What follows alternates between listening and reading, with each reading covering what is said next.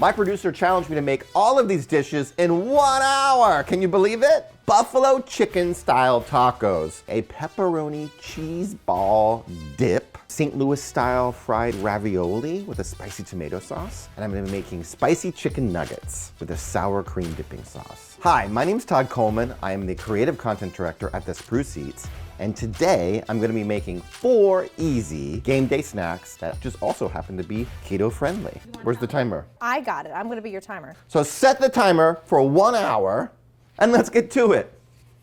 Go. I'm making the buffalo chicken style taco. The key to the buffalo chicken style taco is Frank's hot sauce, right? This is the original hot sauce used to make the wings. I take all of these off at home. You want like a half a cup. This sauce is really just Frank's hot sauce and butter. Chicken breast in this case, very quick cooking. Again, I only have 1 hour. Frank's is spicy, but it's not crazy spicy. So I'm gonna actually add a little bit of cayenne pepper.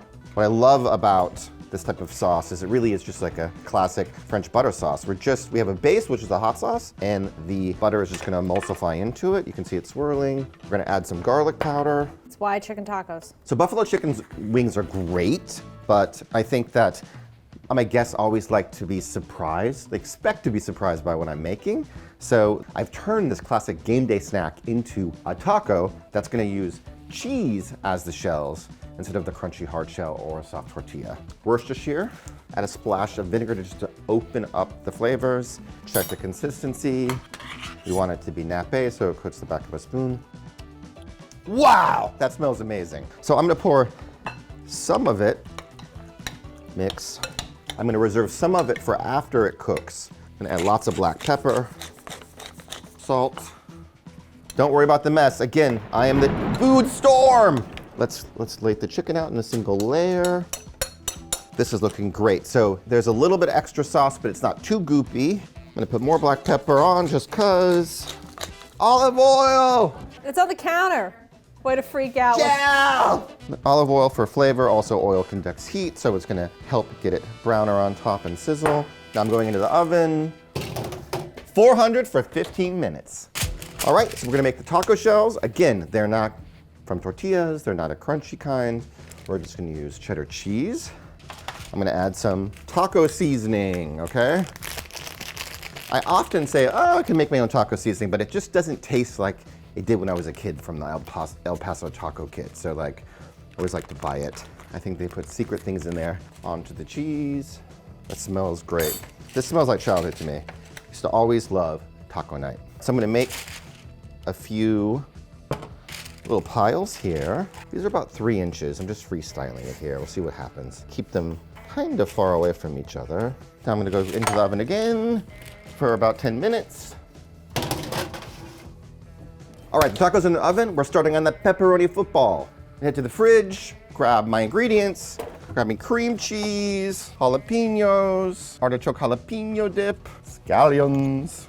A pepperoni football. What do you mean by a pepperoni? So this is just really a cheese ball that's shaped like a football and covered with pepperoni. Put it into a bowl. I'm gonna use some beaters to whip it up. I'm also cheating. I've shopped at Trader Joe's for some already made dips that have great flavors. This has artichoke jalapeno. I found this spinach artichoke dip, and I'm gonna also mix those in to kind of, again, I don't have that much time to kind of like flavor things up super quick.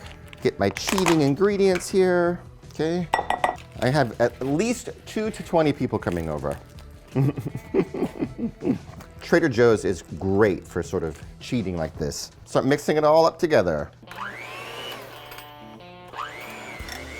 You're supposed to start on a slower speed first, but I hate slow. We only have 1 hour. You have 46 minutes. 46 minutes, actually. Add in a few scallions, which I'll fold in now. I want to add a little bit of sharpness, a little bit of brightness. Onions are great in everything. Scallions are fantastic raw, whereas adding some white or red onion might be a little bit too astringent. Going to add pickled jalapenos. Pickled jalapeno juice is also a nice thing to add. Our taco shells are about ready to come out of the oven. Let me throw these in. See, the chicken here is cooking. You can tell things are working when my glasses are fogged up. These are ready to come out. I'm gonna let these cool a little bit. They're browning around the edges. We're gonna fold in our solids into this mix. Like to wiggle, wiggle, wiggle, wiggle on the center and then fold. Folding is like you move the bowl and the utensil at the same time, so it all works together. It's just a great, efficient way of stirring, which is important when you have a clock running against you. For the pepperoni, I'm gonna put a plastic wrap down. Just gonna be easier to shape this and chill this. Fold this over. This is the beginning of the football shape, all right, which is tapered ends. So I'm gonna take this into the fridge and let it start to chill up a little bit. Now we're ready to start peeling these off, and we're gonna hang them to continue to dry to make the taco shape. See? Very beautiful. So now I'm gonna be making our spicy chicken nuggets, eggs, cheese, Parmesan. What else do I have in here? So I'm gonna open up the can. Oh wow, we didn't get a new can opener, did we? With this can opener that's from 1949. I mean, really, this can opener is literally the same as probably from the 30s. Okay, chicken nuggets are not gonna have any breading. We're gonna put cheese inside, cheddar, some Parmesan, some paprika, which adds depth and smokiness. You're eyeballing everything here, does it matter? I eyeball everything. This stuff, again, recipes are just ratios. It will all come together in the end. We're gonna add an egg, start mixing this up. That'll help bind it together. I'm gonna crust these with our trusty pork rinds. So instead of breadcrumbs, I'm gonna put these in a food processor, get them nice and dusty, dip these into egg wash, and then crust them with these. You want it to be able to stick together nicely, which it is. I'm gonna pull our chicken out of the oven for our tacos and let it sit for a little bit. Put those into a bowl to cool. This will be our egg wash for the pork rinds. Pepper on everything. Pepper is my favorite seasoning. Mix up the egg for our egg wash. All right, quickly remind the audience what you're making. We're making our spicy chicken nuggets, pork rind coating, all right? Pop those into the food processor.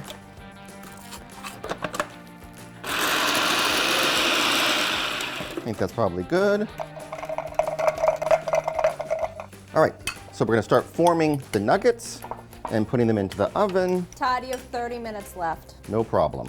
Form them into a little ball like this. Those are huge. Too big? Are you a giant? These are good. Go big or go home. This food is gonna be spicy and bold, fatty, rich, goes well with beer, sangria. You know, this is like bar food at home, right? I'm gonna put a little bit of olive oil on them to help them get extra crispy. I'm gonna throw these into the oven. And now we're gonna move on to our ravioli. First, I'm gonna clean up a little bit, not too much. I don't wanna lose my reputation as the food storm. Cue food storm graphic. Now, this isn't really cleaning In up. 26 minutes. Okay, next, we're going to make our ravioli using provolone instead of, a flour wrapper or a dough wrapper. This is also vegetarian. We're going to lay out some provolone here and let them go into the oven and cook almost like our taco shells, right? Then we're gonna fill them and then put more cheese on top, leaving the mound in the center. They'll turn out like a ravioli or a wonton or a dumpling, right? And St. Louis fried ravioli are a big game day snack. So these are sort of like that. Okay, gonna go into the oven. Okay, now we're gonna make our filling here with frozen spinach, whole milk ricotta. First, we're gonna open up our spinach, squeeze this out here. Who's cleaning up all this later, you? This isn't even my kitchen, so I'm not gonna, not only will I clean up, I'm just gonna leave. All right, chopping up the spinach here. You can also buy the frozen chopped spinach, that also works really well. I'll put half of that in here. All right, I'm gonna add the ricotta. This is our filling for our fried ravioli, quote unquote fried ravioli. Okay, put a little bit of ricotta in there. Crushed red Philly flakes, I like a lot. Definitely some black pepper. Let's check on our provolone to see how that's going. You can see there wasn't enough room in the oven, so I threw the provolone on the bottom of the oven. So it's cooking faster, almost like it's on a burner, and it's almost done. Also gonna add 1 egg to this. It helps bind it. Lots of black pepper, a little bit of garlic powder. A lot of similar ingredients in these, but they're gonna have a, sort of vastly different flavor profile. Other than they're gonna be super bold. That's why they call it the super bold. No, bold, sorry. I borrowed that joke from the cameraman. All right, let's get this mixed up. You have 20 minutes left. 20 minutes left, no problem. Think of this as being our wrapper for our ravioli. fill the center here.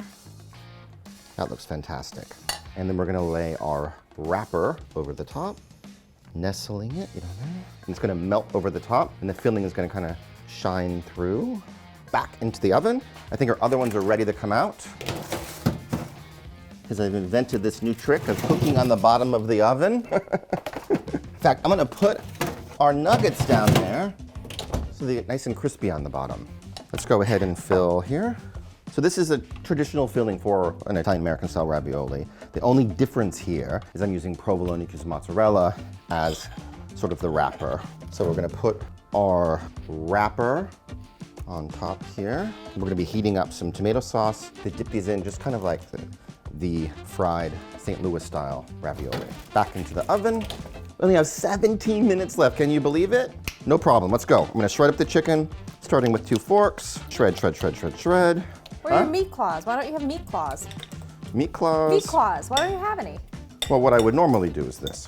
These are the real meat claws. You don't want your nickname to be Meat Claw? Meat claws. Meat claws. Trademark, copyright. I have this leftover sauce on the side. I'm gonna pour that in too. Yeah, this is a very juicy, beautiful filling here. Very juicy, very flavorful, very game day. This helps taper the ends. Taper out the ends here. So, as you're probably saying to yourself, footballs aren't white, they're pepperoni. I like to use smaller pepperoni. Going to make pepperoni scales on the football, just like Mom didn't ever make. All right, here is our football. The nuggets are ready.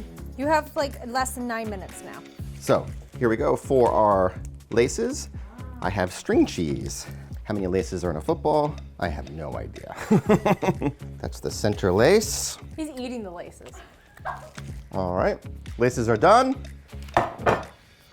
Boom, boom, boom, boom, boom. Very beautiful. Ooh, very crispy bottom. Sour cream. Then we're gonna get a little bit of chili powder. You have 6 minutes. A little bit of olive oil.